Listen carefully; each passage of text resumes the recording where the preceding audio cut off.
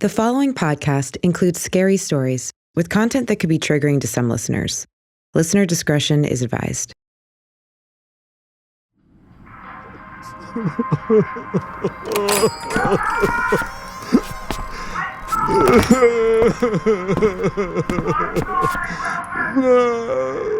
No, that's his best friend.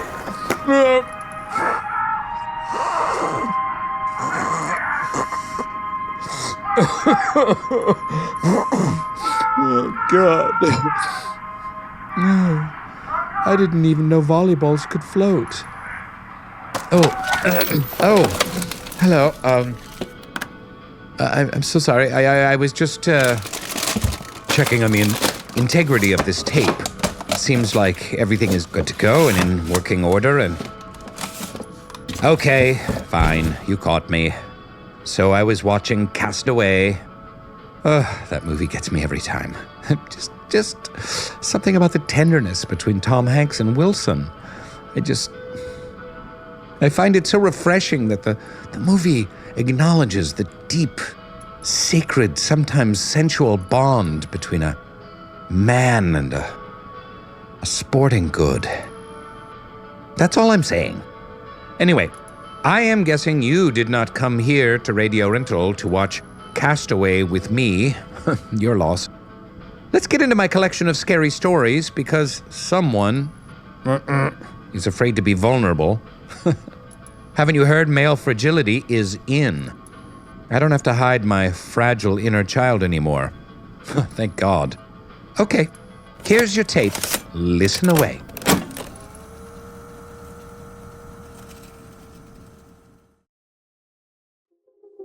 I was a junior at DePaul University in Chicago.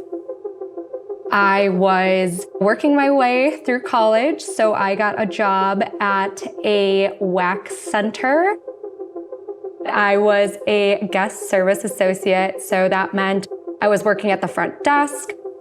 I was the person responsible for checking guests in and out, managing the register, booking appointments.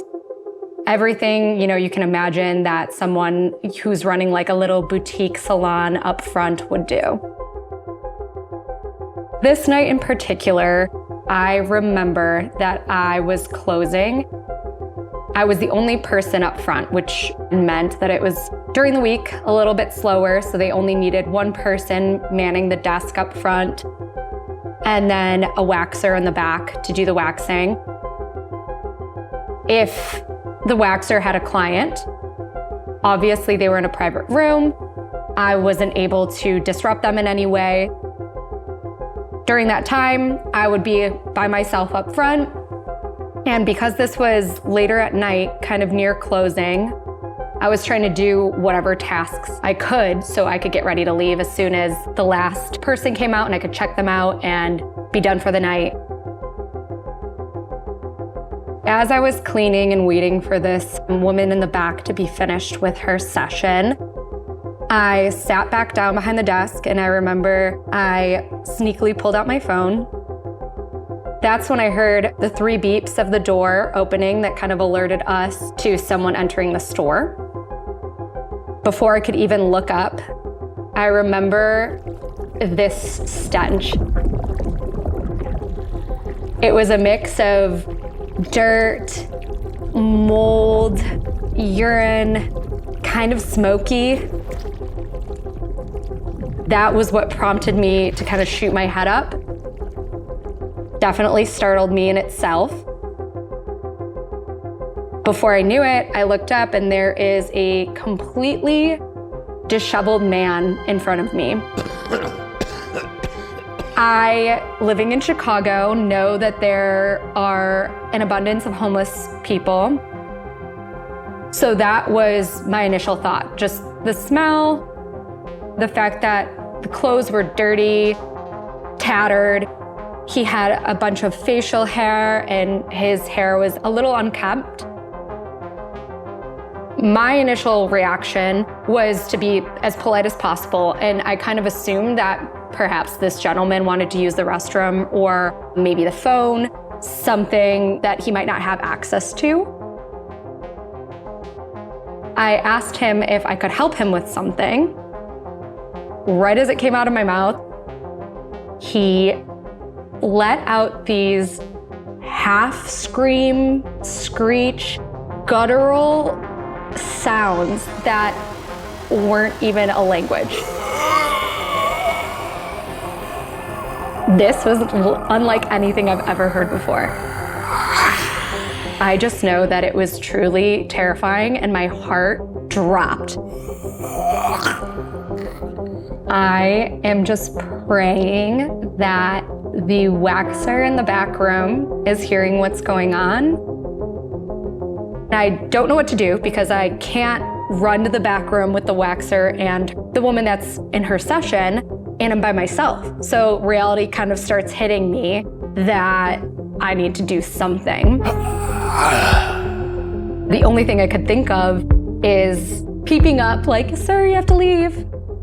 Sir, I think you have to leave." As I'm trying to get these words out, he's putting his hand in his pocket. He pulls out a rosary. He takes it in his hand, leans over the desk where he is essentially maybe a few inches from me, and starts shaking this rosary in my direction while he continues to scream. I was purely frozen. It's almost like I was fixated on what was happening in front of me and wasn't able to move. Finally, when I snapped back to reality, I realized that I had to do something because this guy was not going anywhere. He was firmly planted. Not only did he start screaming at me, now he's pushing this rosary in my face. Is he trying to convey a message? I wasn't gonna stand there and kind of figure it out at this point. So I remember just screaming at him and saying, "You gotta get out of here." That didn't do much. Finally, I picked up the phone and told him that I was gonna call the cops. This is what inspired him to turn around and leave. And as soon as he did so, I moved over to the door and I locked it immediately behind him. He probably got 4 or 5 steps from the door outside when he heard me lock it and instantly turned around, came back to the door and started shaking it, trying to open it. So hard, I remember that it was making this terrible banging noise. He started screaming, but this time putting his lips to the door. I remember seeing his breath on the glass. I ran back to the phone. So this time when I picked up the phone and screamed again that I'm calling the police, I actually did. I was on the phone with the police and they could hear him in the background screaming.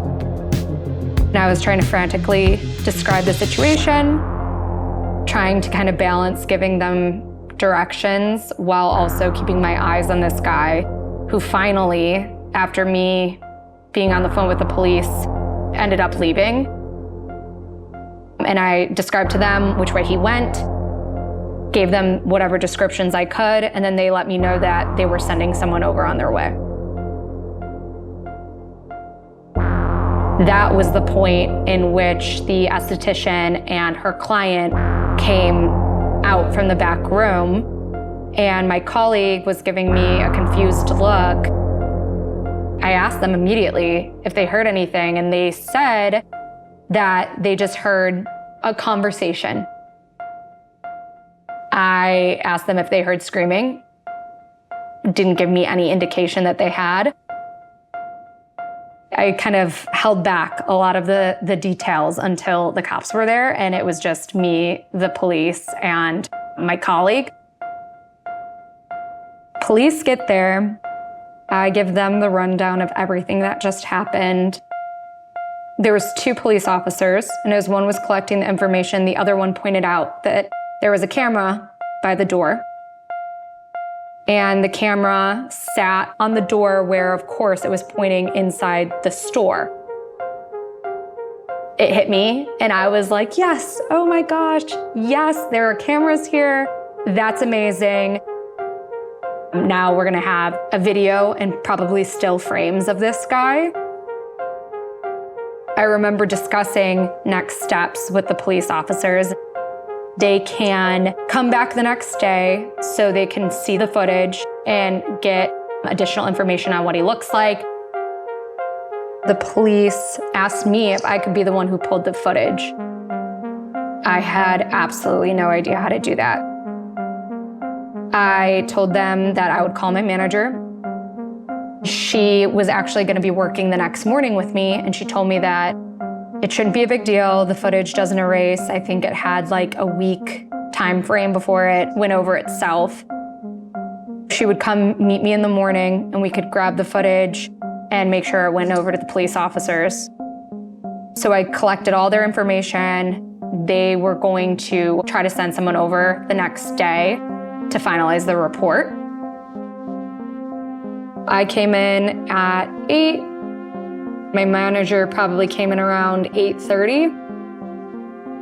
As soon as she came in, she's like, all right, let's go on back and take a look at the footage. And so we get settled and she pulls it up and goes back to the day before.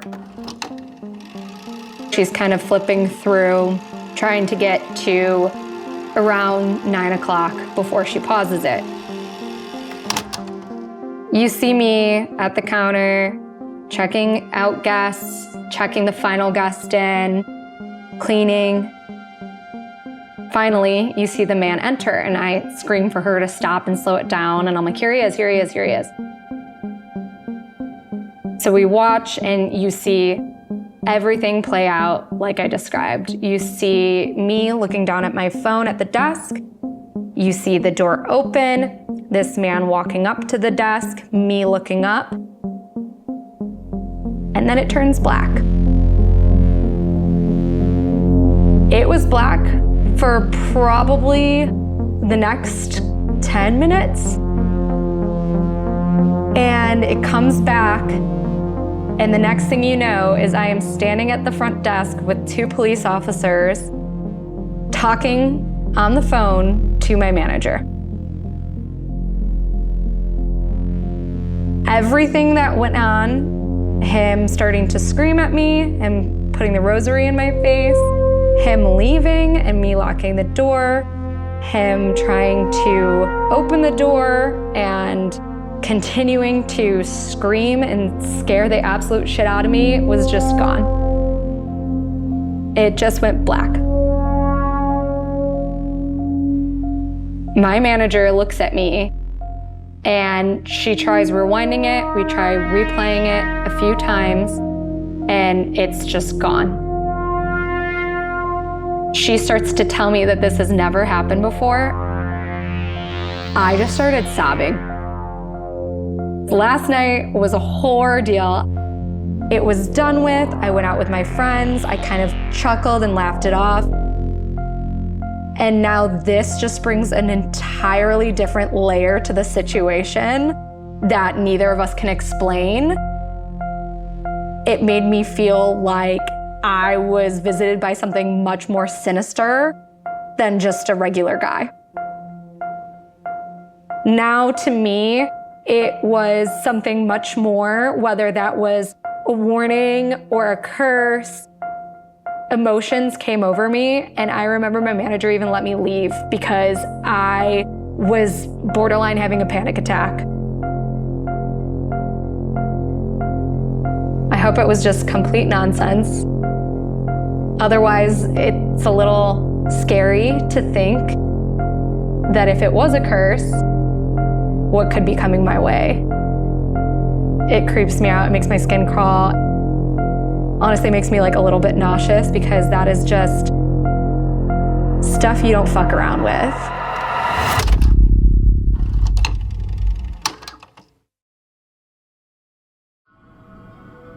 Ooh, well, that was ghastly. Nothing like a Tom Hanks movie. Talk about a hard transition. And speaking of hard transition, here's another one.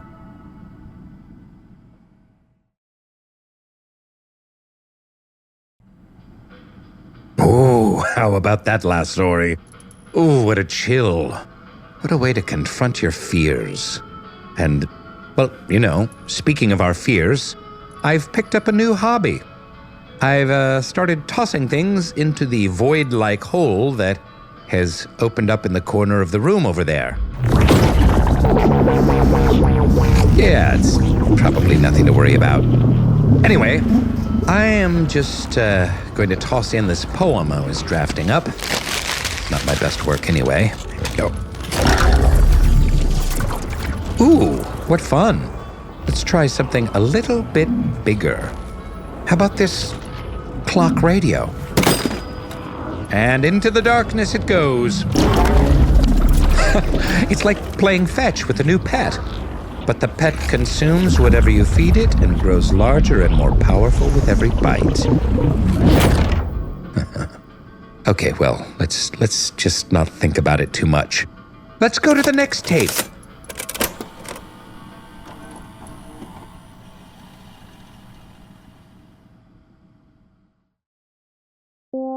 It was the spring of 2010. I was a freshman at the University of New Hampshire. I ended up finding this small loft just off campus. I lived there for the first semester before my cousin did a similar thing and transferred to UNH, and because I already had housing, I had him move in.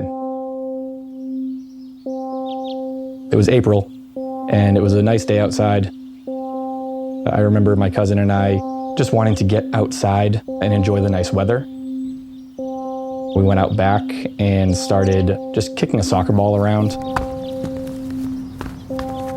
In the middle of kicking a soccer ball back and forth in the backyard, we hear a tapping. Couldn't see where it was coming from.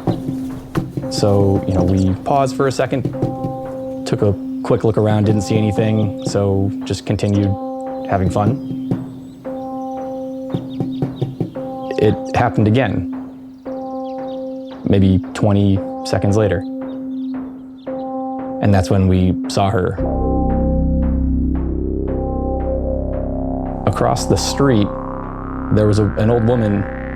She was tapping on the window from inside of a second-story room, trying to get our attention. She was an old lady, probably somewhere in her late 80s. She had long, bony fingers that she was tapping on the window with.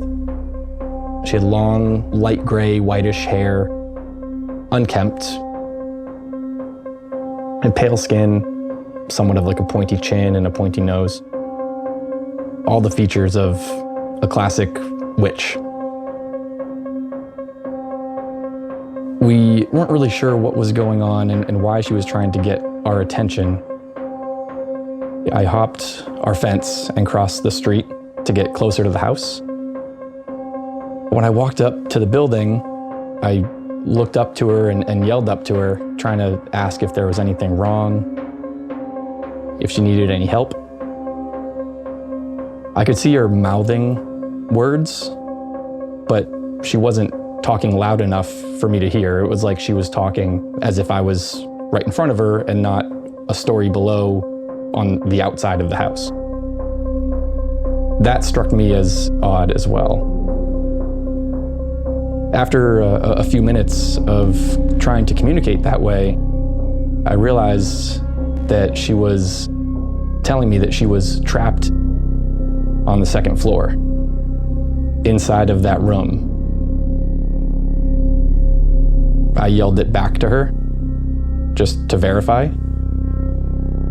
I asked her if she was trapped in there or locked in there, and she confirmed. She nodded her head and said that she was. My cousin was still in the backyard watching this whole thing play out. I looked at him and we knew that we had to do something. I've always had like a soft spot in my heart for the elderly, try to help them out whenever I can.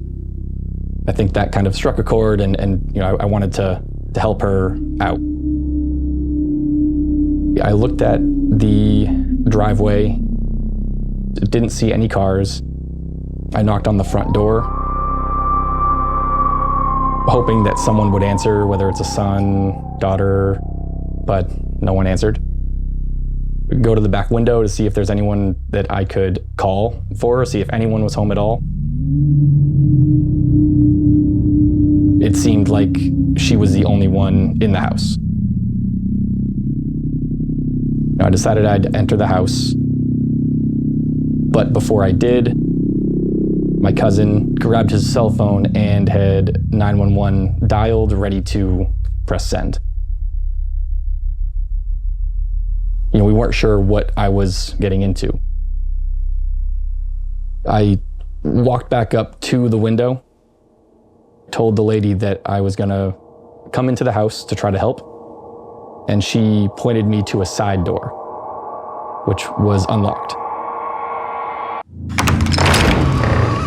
When I opened the door, it was a concrete hallway, and it was dark.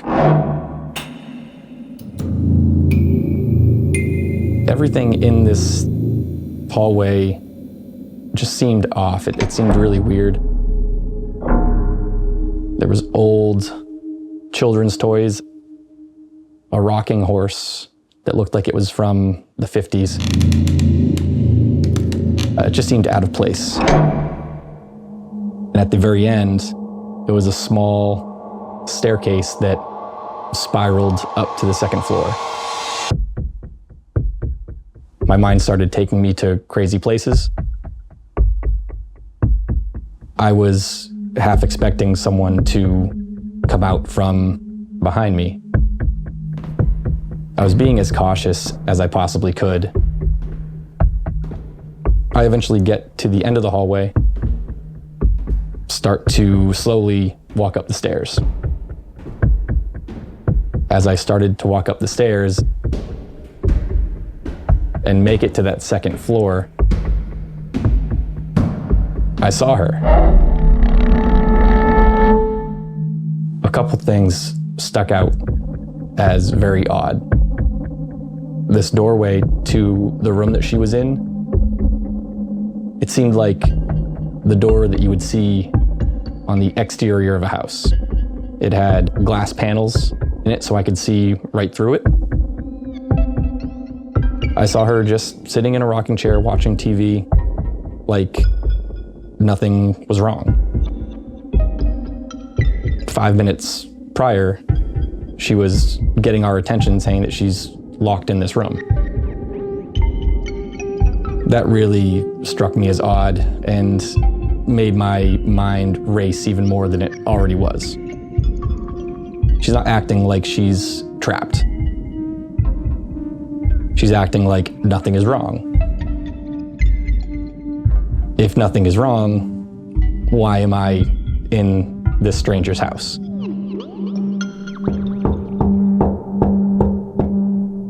I'm staring at her, so I knocked on the door. As soon as I knocked on the door, she, without turning to face me, without looking away from the TV she was watching, says, "Come in." I turn the doorknob and I find that I can't. There's no deadbolt,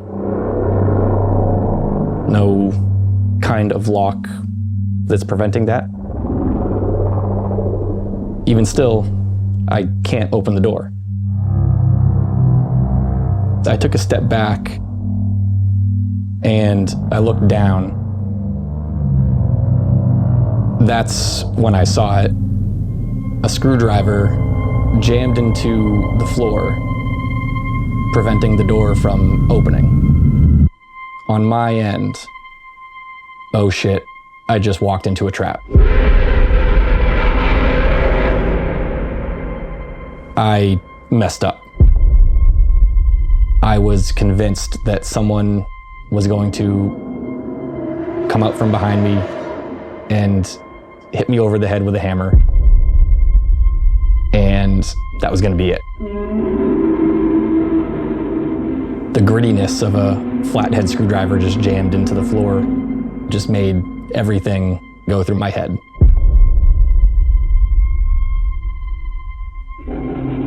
Clearly, someone is keeping this woman in this room against her will. I backed away. I told her I was going to get help, and I got the fuck out of that building. I run outside. I tell my cousin to call the cops.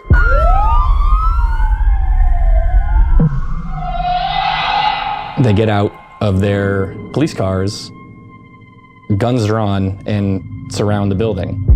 As they're getting ready to enter, a car pulls into the driveway. A couple gets out of the car. The police tell them why they're here, that they got a call. The police came back to us afterwards and explained what the homeowners had told them. Turns out this lady was their mother, and she was suffering from dementia. Every time they left the house to run an errand, go to the grocery store, go to the post office, they would lock her in that room using the screwdriver so that she couldn't wander off. Dementia never crossed my mind. My first reaction there was wow, this is actually insane. My next reaction was, wow, this is actually pretty sad. She was suffering from a disease, and the homeowners, they dealt with it in the best way that they thought to deal with it. I thought that was probably one of the craziest ways to deal with that type of situation. I don't know if the couple had got into any trouble with the police. I don't know how that ended, but I do know that they had stopped locking her in that room. After reading about the issue a little more, I found that it's unfortunately a fairly common thing that people in this situation do. Illegal, but common. I lived in that house for another 6 months or so. Occasionally, we would see the old woman walking around the property. Every time we saw her, we were just glad that she wasn't being locked away.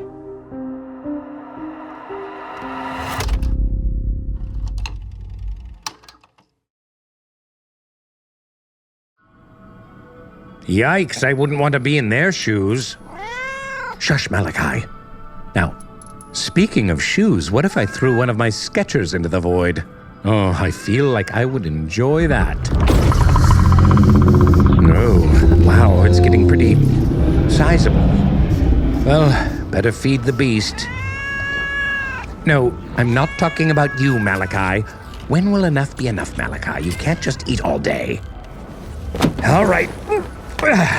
Time to give this Skechers shape up a good toss. Hey, Malachi, quit playing with the laces. Okay, here we go. 1, 2, 3. No, Malachi, this isn't fetch!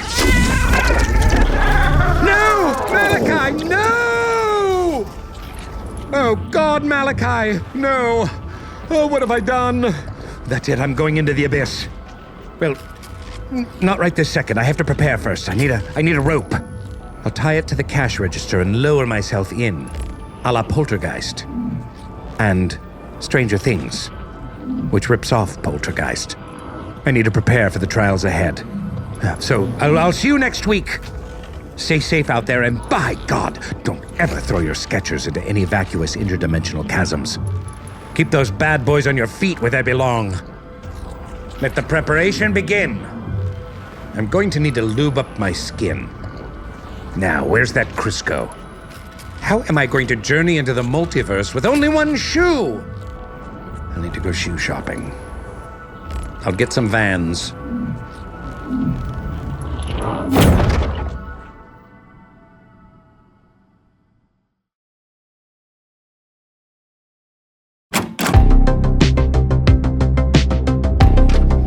Radio Rental is created by Payne Lindsay and brought to you by Tenderfoot TV. Lead producer is Eric Quintana. Executive producers are Payne Lindsay and Donald Albright. Hosted by Rainn Wilson as his character, Terry Carnation. Written and produced by Meredith Stedman. Supervising producer is Tracy Kaplan. Associate producer is Jaja Muhammad. Editing by Eric Quintana, Mike Rooney, Sean Nerney, and Sydney Evans. Additional writing by Mark Lachlan. Sound design, mix, and master by Cooper Skinner. Additional sound design and mixing by Devin Johnson. Original score by Makeup and Vanity Set. Video editing by Dylan Harrington. Cover artwork by Trevor Eiler and Rob Sheridan. Special thanks to Oren Rosenbaum and the team at UTA, the Nord Group, Station 16, Beck Media and Marketing, and the team at Cadence 13. If you have a radio rental story that you'd like to share, please email us at yourscarystory@gmail.com or contact us via the form on our website, radiorentalusa.com. Follow us on Instagram and Twitter at Radio Rental. You can also follow the illustrious Terry Carnation on social media. Just search at Terry Carnation. On behalf of the Radio Rental store, we'd love it if you'd subscribe, rate, and review. Thanks for listening.